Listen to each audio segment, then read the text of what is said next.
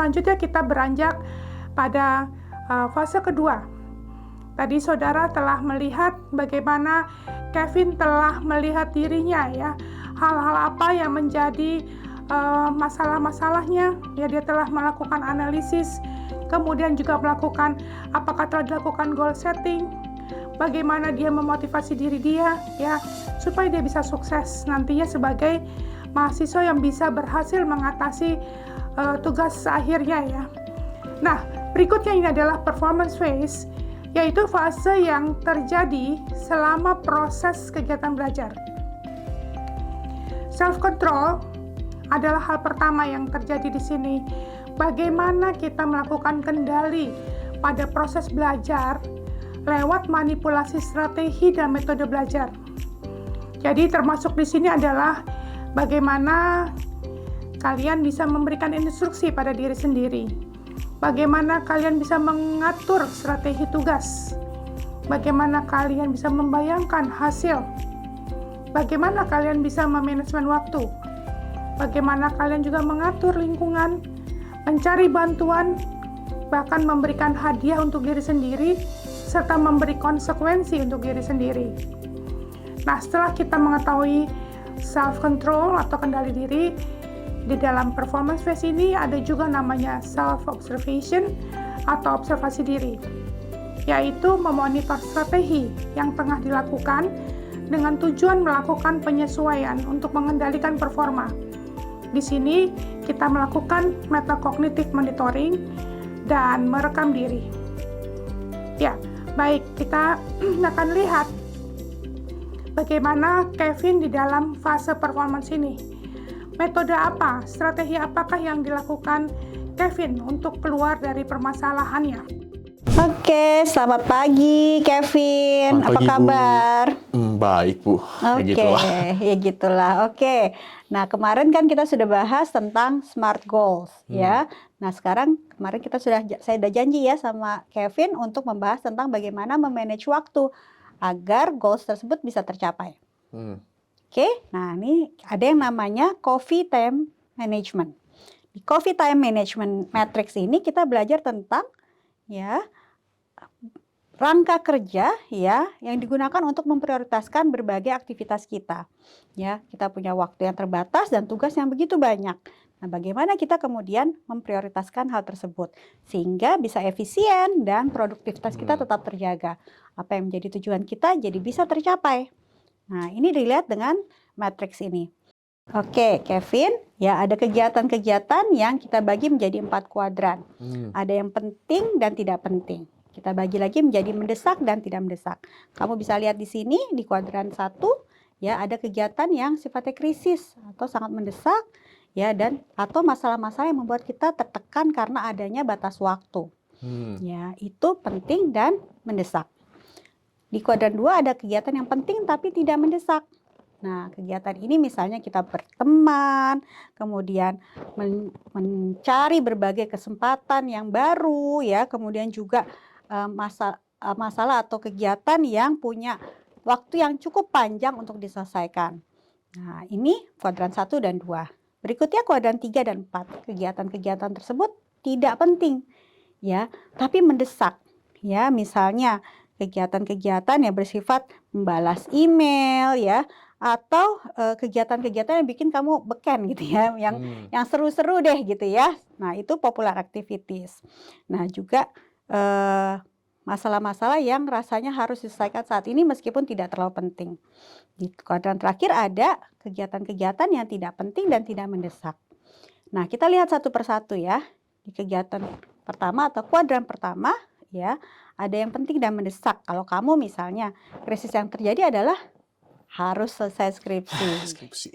Ya, kemudian deadline yang mendesak untuk tugas penting ya, ada deadline-nya dalam beberapa bulan. Ya, kamu juga mungkin di fakultas kamu ada proyek yang harus diselesaikan. Nah, itu juga adalah bagian dari kuadran 1. Nah, juga permasalahan-permasalahan medis diri sendiri ataupun keluarga, misalnya ada yang sakit dan lain sebagainya, itu termasuk penting dan mendesak. Apa yang perlu kita lakukan untuk kegiatan seperti ini? Kita perlu melakukan segera. Kenapa? Karena itu penting dan mendesak. Yang berikutnya misalnya kuadran 2 penting tidak mendesak. Kalau dalam kasus kamu misalnya ya, melakukan kegiatan olahraga penting kan untuk sehat ya. Tapi Iya, apakah harus olahraga saat ini atau bisa nunggu weekend? bisa nanti sih. Ya, nah bisa nanti.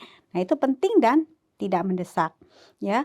Juga perlu melakukan kegiatan yang tenggat waktunya masih lama ya. Tadi misalnya kamu ingin buka toko gitu ya, penting buat hidup kamu ya, tapi tidak mendesak saat ini untuk dilakukan ya. Kemudian membangun relasi ya, reuni teman-teman, ngumpul sama teman-teman cosplay ya, itu tidak penting ya, penting tapi tidak mendesak ya. Dan kemudian melakukan relaksasi ya, dan juga kalau tadi ya komunitas game, komunitas kamu ya, itu hal-hal yang menyenangkan ya. Perlu melakukan hal yang menyenangkan, tapi tidak harus saat ini. Oke, nah bagaimana kita memilih kegiatan ini ya? Kita perlu tetapkan kapan Anda akan melakukannya. Jadi misalnya Kevin mau, oh saya penting untuk punya relasi ya, tapi bukan hari ini loh. Saya bisa membangun relasinya di akhir pekan. Nah itu penting tapi tidak mendesak ya. Berikutnya adalah kuadran 3 ya. Kalau dalam kasus Kevin misalnya ya, diajak teman nongkrong. Nah ini sering ya. Ya ini tidak penting ya, tapi rasanya mendesak, ayo dong cepetan sekarang ngumpul nih, kita lagi ngumpul. Ya suka tergoda nggak untuk melakukan itu? Ya karena diajak sih.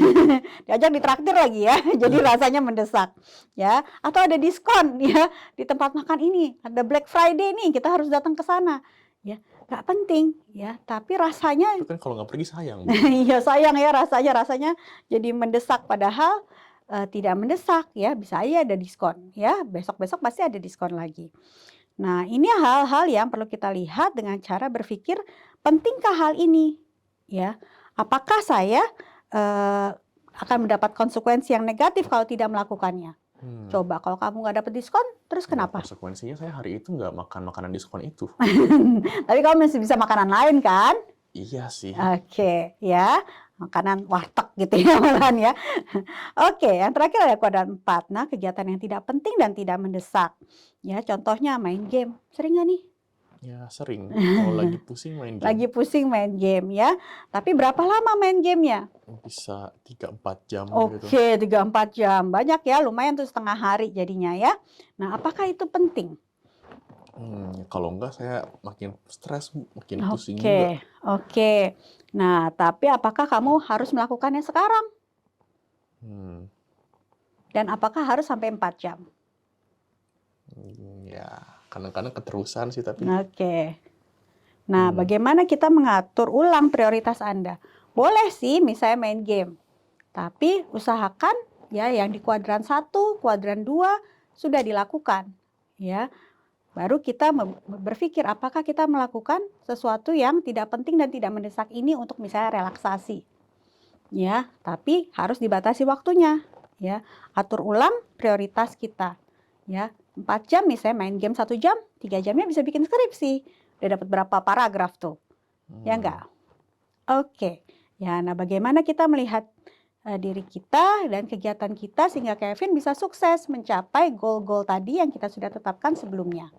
Jadi time management ini, Coffee Time Management akan membantu kamu untuk melihat kegiatan setiap hari dengan cara yang lebih efisien dan produktif. Gimana? Bisa dicoba?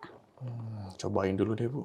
Oke, ya. Kira-kira kita akan ketemu lagi ya untuk membahas bagaimana kamu membuat kuadran-kuadran ini. Oke, sampai ketemu ya setelah kamu Oke deh, Bu. membuatnya. Oke.